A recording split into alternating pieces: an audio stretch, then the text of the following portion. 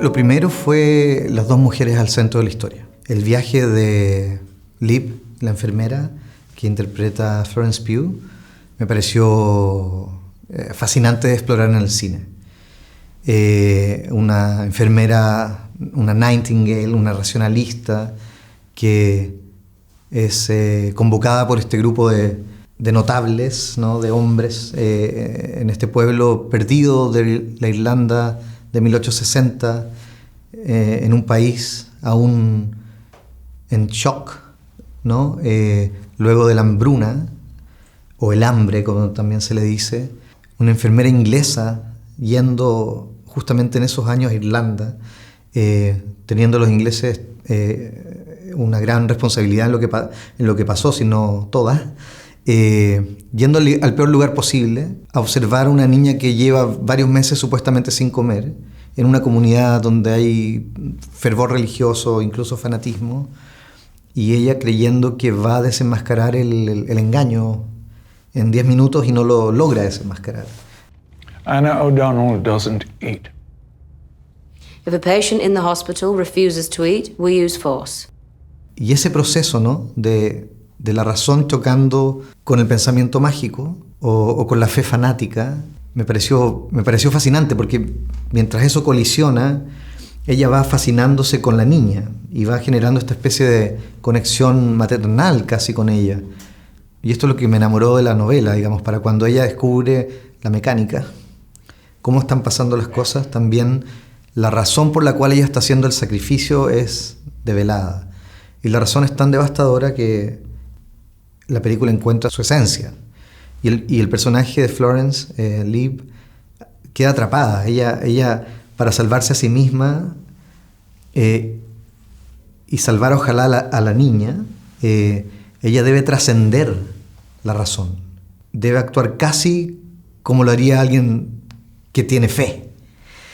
Y esa contradicción me pareció, digamos, un territorio fantástico para explorar cinematográficamente. Me pareció también muy interesante que en el corazón de una película estuviese esta relación entre dos mujeres de esta edad, ¿no? Que no sea un romance y que no, por supuesto que no sean también los personajes secundarios de lo que importa, que sea otra cosa que tenga que ver con personajes masculinos.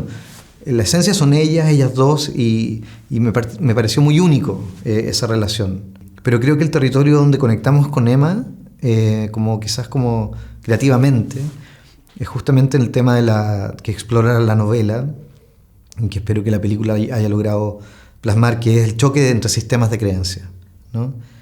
El sistema de creencia de Liv podría decirse que es la ciencia, que es una manera de leer la realidad, pero cuyo genio es que ella está en constante cambio. Contiene en su interior la pregunta, la duda. Está en su máxima expresión cuando es corregida. Entonces es una forma de leer la realidad, un sistema de creencia que está dispuesto, que necesita adaptarse, cambiar, ser elástico.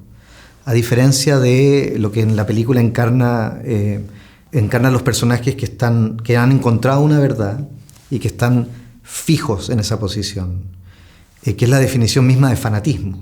Entonces el choque entre fanatismo y elasticidad espiritual me pareció fascinante, y me pareció que lo hacía también una historia urgentemente sobre hoy, porque ese choque es por lo que estamos pasando como sociedad global en tantos niveles.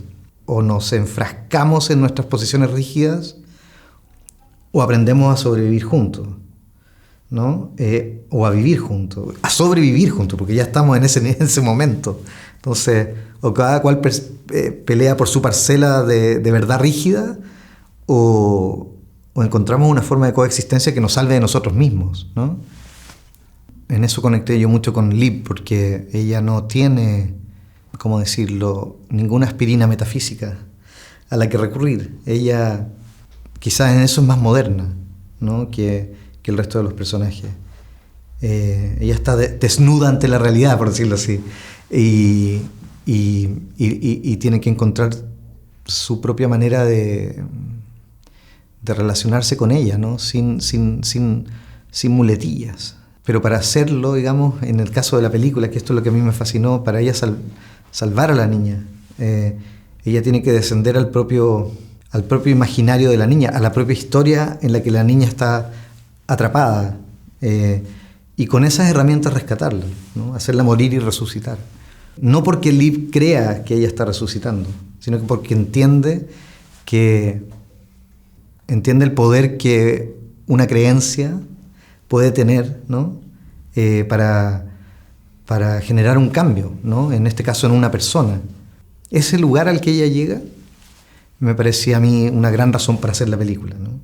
Más bien, algunas películas que anduvieron rondando sobre todo por el tema de la cuarta pared, ¿no? Fueron La mujer de al lado de Truffaut y la secuencia de créditos del desprecio, algunos gestos de Antonioni, toda esa época, mediados de los 60, donde el hablar situadamente, el decir esto es ficción y es importante que lo recuerde, rondaron mucho en mi cabeza al momento de pensar la puesta en escena.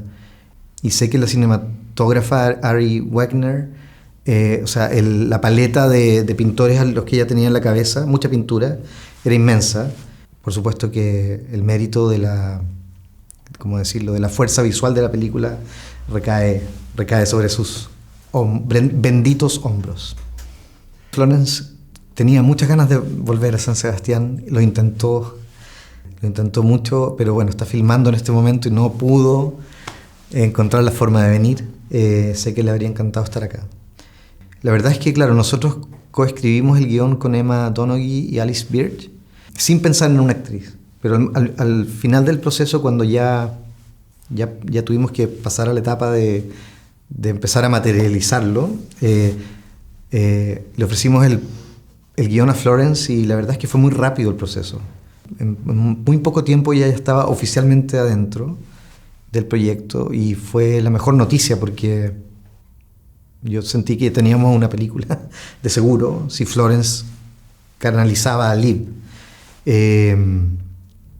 porque lo que ella trae es toda su integridad. O sea, Florence tiene una presencia llena de integridad y no es ilusoria, ¿no? Es una integridad real.